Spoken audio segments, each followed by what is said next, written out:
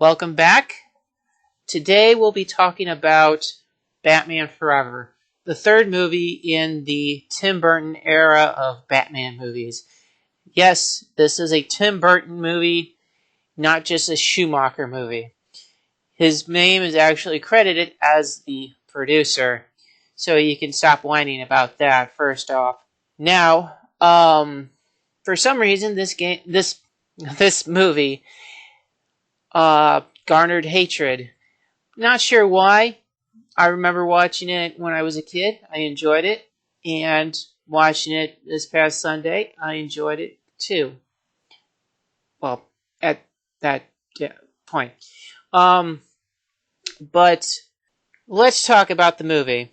So, it's about Batman, Robin versus Two-Face and the Riddler.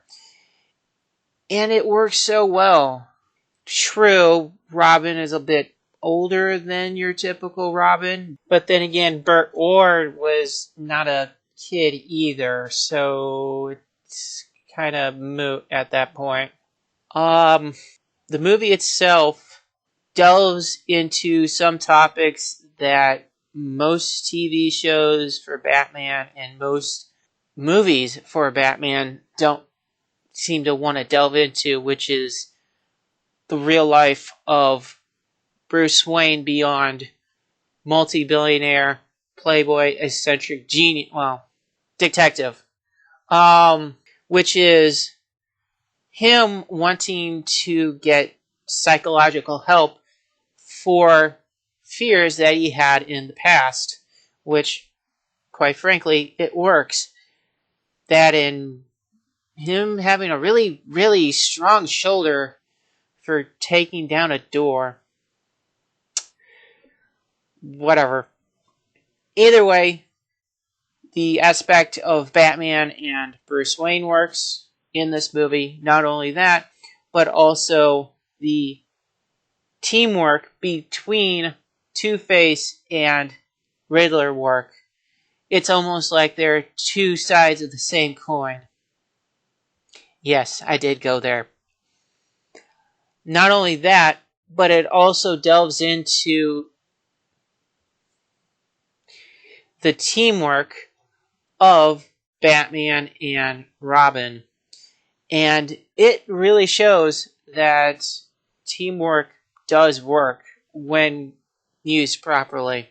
Now, as far as the movie is concerned, there are some references in it that I will go ahead and cover.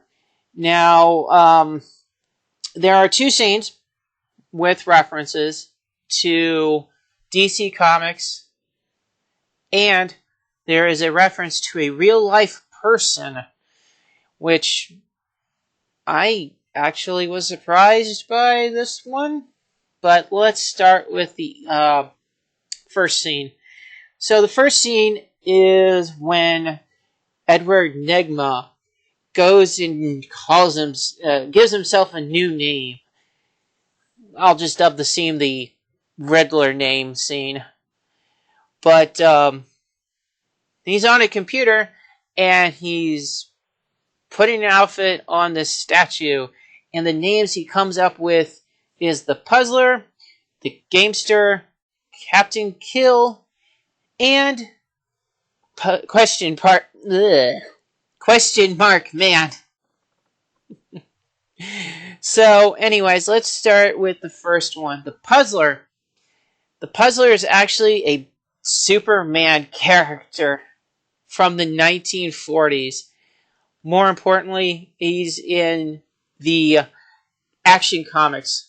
Action Comics number 49 in 1942. He actually is just a businessman who ends up fighting Superman. I'll post a picture of that and a link to the actual story behind it. The next one, the Gamester.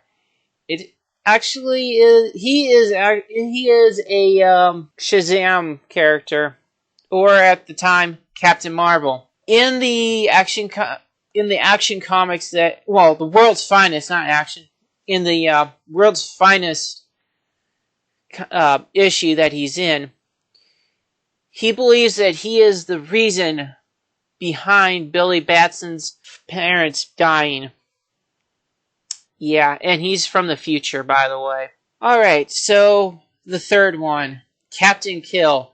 Now, by name, my exact name alone, Captain Kill is not a DC Comics character, but there is a character that I believe that that Captain Kill is a reference to, and that is Captain Murder. And Captain Murder is from the Zip Comics back in 1942. More specifically, Zip Comics number 29. Now, originally I had mentioned a different Captain Murder. That one was from 2010. But the only similar thing between that Captain Murder and this one is that they were both from the Fourth Reich. But that's about it. This one is actually based off a real person. So, question mark man. He's named. This is a nickname to the man named Matthew Lesko. Okay, now for the second scene. The second scene is when Dick Grayson actually wants to name himself. He goes and says, "Hey, what should I be named? Or what should I be called? Batboy or Nightwing?" Now, for those who know about the comics and the history behind Dick Grayson's Robin, you already know Nightwing is the character that he becomes later on in life. Though, the weird thing is when I had the subtitles on, they don't call him Nightwing as in the Dead of Night, Night. The subtitles call him Nightwing as in a knight in King Arthur's court, Knight. Weird. Either way, the other one is kind of an obscure reference to the DC Comics. And I mean obscure, I mean golden era, golden age comics. Batboy is literally a kid who catches villains with a bat that shoots nets out of it. I wish I was joking. I really wish I was joking. I do have plans on doing a video for Batman and Robin, but I want to rewatch the movie because I think there are some subtle references in that movie to other things, but I want to make sure. Now, one last thing to note, I do have plans on making a Discord group. So once I actually make it, I'll go ahead and post a invite link starting when I actually make it in every new video I upload. So most of these that I've had uploaded will not have it, but the new ones starting when I get this done and put together, yes, we'll have a link, an invite link to the group. But until next video, folks, goodbye. Now, before we really end off things for today, I am aware that the character, the Puzzler, was also a character on the 1960s Batman show, but I was more concerned with the first appearance of said character. And I am fully aware that there was a 1960s reference late in the movie where they had that version's Robin say, Holy rusted metal, Batman!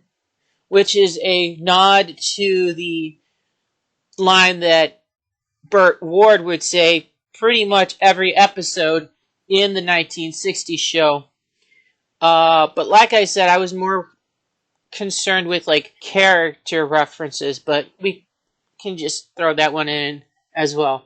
And for real this time, till next video, folks, goodbye.